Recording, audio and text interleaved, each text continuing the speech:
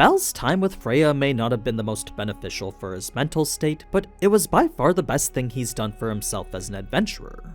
If you look at it through that single lens alone, then the training he received, though very much inhumane, was something he wouldn't be able to get anywhere else in Aurario. I mean, it's not often you get to spar with level 6s every single day. So, with Freya essentially speedrunning Bel's development faster than he already was, it's no surprise his stats at the end of it ended up looking like this. Triple S across the board for the first time ever. This makes him more than ready for level 5, but if you know how leveling works and the way his stats accumulate from his previous levels, you'd know Bel reaching level 5 automatically places him in the upper echelons of level 5s. If you're confused as to why that is, then let's quickly recap how the leveling system works again. It has been 2 years since the last power video, and I'm sure a progression system as complex as this isn't something all of you commit to memory. So, as I've said before, the whole ability to level up, gain experience, and subsequently grow stronger all stems from the Falna, the magical blessing every adventurer receives when they join a familia. This is the medium that allows them to receive portions of their god's divine power, imbuing them with small amounts of arcanum, as well as placing them at the starting point of level 1.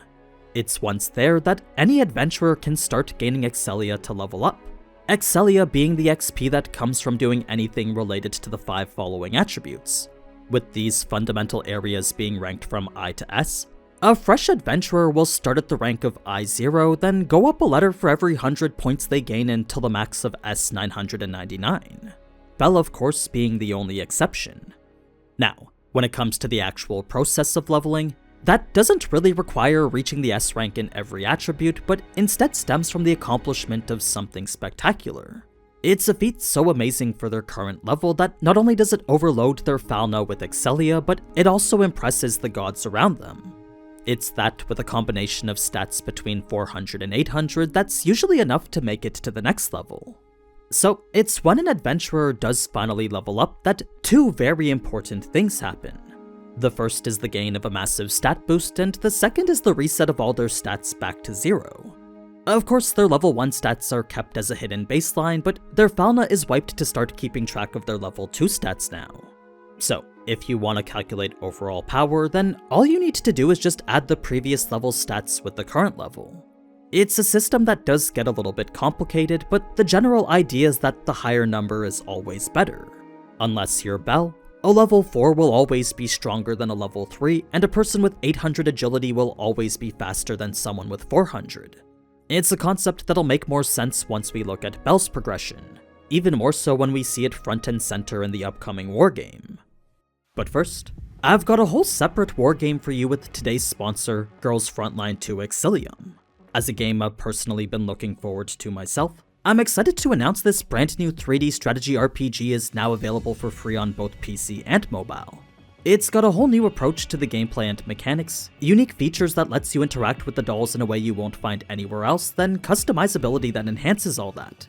I'm personally a huge fan of the new grid-style turn-based combat since it really has you think about how to make use of the terrain and what abilities would be most effective when. The unique feature that really makes this sequel stand out though is the brand new refitting room and dormitory. As you collect dolls and level them up, you can unlock various idle animations that showcase them in their off time. Take control of the camera and pan around, or adjust their outfits with skins you think look best. There's plenty of dolls with unique animations to explore, including the limited time elites of Suomi and Ulrid. They're the 2 you have the highest chance of pulling right now, both bringing their own special forms of combat to the battlefield. So, whether it's playing with them in battles I honestly find to be the best turn-based gameplay currently out there, using Suomi in the more action-packed aim test minigame Wasteland Impact, or just having all the dolls look pretty in the dormitory, all that and more is now available in Girls Frontline 2. You can download the game using my link in the description and start earning those launch rewards today. There's up to 120 free pulls to be claimed right from the get-go. But anyway, Bel's level 2 was earned after defeating the Minotaur, his level 3 after training with Eyes, his level 4 after his fight with Asterius, and now his level 5 from the expedition and his training with the Freya Familia. All this was in the span of 6 short months, and it's the fastest anyone in Aurario has leveled up ever. As for how that's possible, well, as I'm sure you already know, it's mainly because of Realis Freeze. the unique skill enabling Bell to overload his stats into the SS and SS ranks. So long as Bell possesses a strong desire to grow, his stats will also grow at an increased rate proportional to that desire. It's a desire that's typically manifested as his goal to catch up to Eyes, but that's not necessarily the goal it always has to be.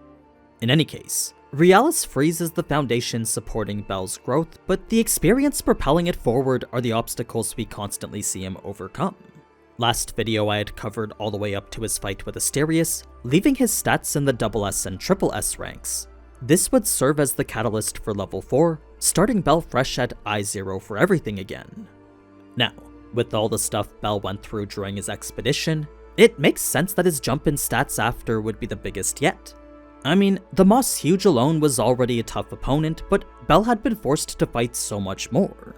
There were all the high-level monsters one could only find in the deep floors, the Lambton Snake Beast mind-controlled by Jura, then the oppressive Juggernaut awaiting him at the end of it. So, though Hestia didn't know the full extent of Bell's trials down in the deep floors, the story his stats told made how harrowing it was perfectly clear. Reason being that, while it wasn't impossible for someone to achieve such a boost even without Realis Freeze, to do so meant they would have had to survive a series of utterly brutal encounters, ones in which nothing less than their life was at stake. This will always be the best way to level up, since it most often pushes an adventurer past their limits. So, as much as Hestia wanted to celebrate Bell's explosive growth, she knew she couldn't since the implications were devastating. Sure, a total improvement of over 3400 was nice, but the cost was something that she'd never want to put Bell through. In fact, just hearing how Bell had almost died 7 or 8 times had actually caused her to pass out. That being the case, even if this growth was a personal best and perhaps even an Aurario-wide record, this wasn't something Hestia could brag about, since every god would know the circumstances behind it were far too cruel for any adventurer. She would just be met with pity and disappointment for having put Bell through that. Now, Bell's time after this was rather quiet, so when his update came with Freya's status snitch, the improvements we saw were rather minimal. Well, for any regular adventurer this would actually be pretty massive, but comparatively speaking to how much Bell usually goes up, an increase of 10 to 50 isn't that high. It's improvements he gained from his grueling date training with Hedin, the time spent running away from the Freya Familia, then that brief encounter he had with Hogni. It's Bell's next update after that, though not as much as the one from after his expedition, is arguably more impressive because it's an almost 3000 point increase in the higher ranks. Remember, gaining Excelia gets exponentially harder the higher the level you are. That being the case, the amount of work required to achieve this update was arguably more than the work he had put in surviving in the deep floors. As for what that work was, well, it was a direct result from his endless training in Folkvanger, the intrafamilial battle royale that taught all who participated to never falter and always keep fighting.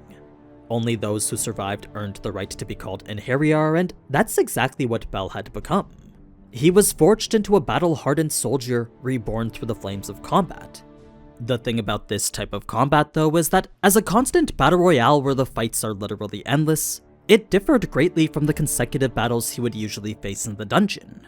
With no escape and no room to think, the environment Folkvanger created was one where fighting was everything. To consider anything else would only mean death. So this was the value Folkvanger provided, since it refined a rookie like Bell into a full-on veteran. Instincts that were previously dull when it came to PvP had quickly been honed into something greater. And it wasn't even because Bell had wanted to, but was rather because he was forced to. In this arena where the only 2 outcomes were to win or die, Bell had literally no choice but to adapt. So, on the first day where he had actually come out victorious, the only reason for this was because of Firebolt. Had it been constant 1v1s, then Bell knew he would have lost for sure. You see, when it came to this endless battle where any number of opponents could jump out at any time, Firebolt made dealing with such surprises easier. It was instantaneous combat power that gave him a greater advantage than anyone else. He could counter-snipe those trying to attack from a distance, then disperse a swarm of people trying to surround him. So, as a spell that was faster than even a magic swordman's fastest strike, here in this endless battle, the true value of Firebolt was made clear. Combine this with the endurance Bell gained after surviving 4 days in the deep levels, and what you get is a level of power capable of dealing with level 4s and lower easily. This, however, was just the bare minimum, since in order to be an adventurer of the Freya familia, you also had to survive the first tier adventurers too. It was an impossible challenge that put Bell against tactics and skills he couldn't even begin to match. In fact, with every opening taken advantage of and every counterattack countered by theirs, such oppressive opponents had finally led Bell to give up for once. Since fighting back wasn't even possible, death was the only thing that he could accept anymore. Such a mercy wasn't something he was even allowed to have though, as any time death got close, a healer, an elixir, or sometimes even a lightning attack would pull him right back into the world of the living. More than once in a single session was Bell revived and forced to fight again. This in turn provided the best Exilium, since just as I said in the beginning, life-threatening encounters grow an adventurer the most. It's battles where one's life is truly on the line that provide the best experience. This is reflected time and time again during Bell's status updates and is made clear from the numerous high-level adventurers currently in the Freya familia. So it makes sense that after a couple of weeks of doing such endless battles from sunup to sundown, that Bell's stats would look like this. How does that translate into power compared to everyone else? Well, that's where things get a little bit complicated. Remember, only Bell can raise his stats past the max rank of S999. And when you consider how most people usually level up when their stats are between 500 and 800, that hidden stat line, which is the cumulative total of all stats from the previous levels, would pale in comparison to Bell's. To make this point as clear as can be, let's imagine a hypothetical adventurer whose stats are all at 650 before leveling. The average level 4 would have a total of around 2600 in every attribute, while Bell's stats from his updated totals after Folkvanger would be around 2000 more in strength, endurance, and dexterity, a massive 3000 more in agility, then about 1500 over in magic. It's an absurd gap in power that makes him incomparable to any other adventurer his level. Even if our hypothetical adventurer was to level up to level 5, it's more than likely the boost in power they would receive from doing so still wouldn't be enough to surpass Bell's level 4 power. Of course, there's no way to know for sure if this is true, but time and time again we've seen Bell hold his own against adventurers a higher level than him. Like, even recently we just saw him land a hit on Hedon, an adventurer who's level 6. Now, I'm not saying that Bell can handle level 6s, but as a new level 5 with 0 stats and everything, his hidden baseline should make him equal to upper level 5s and maybe even beginner level 6s too. There's no way to know for sure unless he fights one, but that's something I think we'll get to see soon. In any case, all this was only possible because of his skill. Where we start getting into Bell's true capabilities is the way he complements it with everything else. There's Firebolt, which we've seen save him numerous times over, Argonaut, which enables a single powerful attack after charging it up, Convergence, which allows him to focus Argonaut to a specific area, then his ultimate attack combining both Argo Vesta. I had talked about all this extensively in Bell's level 4 video, so rather than focus on something old, let's talk about something new. Initially I'd planned for this video to come out exactly when Bell's level up had happened, but because of that 1 week delay, this next part is technically spoilers, at least until Season 5 Episode 10 comes out. So, if you don't want to know Bell's new skill and what it does, then feel free to skip ahead to here. It's really not that big of a deal though, since the ways it can be used are very circumstantial. But anyway, Bell's new skill is Vanity's Tevide, Hestia's divine protection now given form within Bell. All it is an anti-charm ability, since whenever Bell's subjected to the effects of a charm, instead of succumbing to it like how any normal person usually would, he would instead gain an extreme stat boost to all his abilities. Not only that, but his mind and stamina would start to recover endlessly, essentially providing him with limitless capacity for magic and endurance. Now, I'm not sure how many more situations would end up with Bell being charmed, so I don't think this is something we'll see in effect often or ever. I think it's just, as I said, Hestia's own powers given form in Bell. That said, it would be pretty cool to see a limitless Bell in action. As for the only other new addition to level 5 Bell, he had gained a new development ability called Rapid Attack. So, along with luck, escape, and abnormal resistance, Bell now had an ability which increased his damage with the more attacks he landed in quick succession. It's a powerful combo move I'm sure we'll see very soon. That's pretty much it, so after yet another set of daunting endeavors across a couple of months, Belle had once again jumped from level 4 straight to level 5.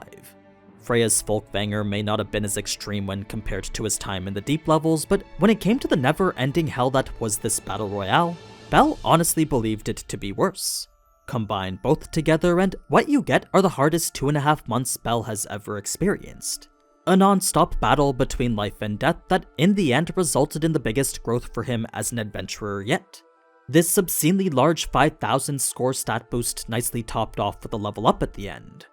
So, just as Belle was when he reached level 4, he's still on his way to surpassing every adventurer.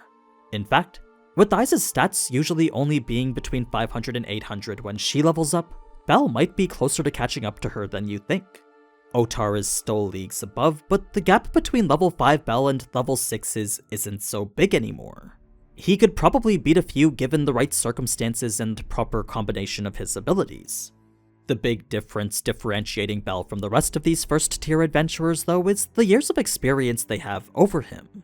Like, if all this was what it took for Belle to reach level 5, then imagine the countless grueling endeavors a regular level 5 had to go through.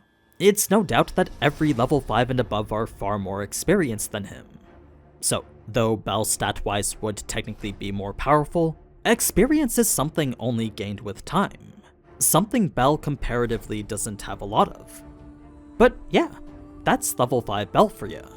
If you liked this DanMachi video and want to see more, then check out these previous ones that I made here. I'll also be making power videos for the Hestia and Freya familias, so if you want to see those then consider subscribing. You can also check out ReZero videos here too. Until next time though, ciao!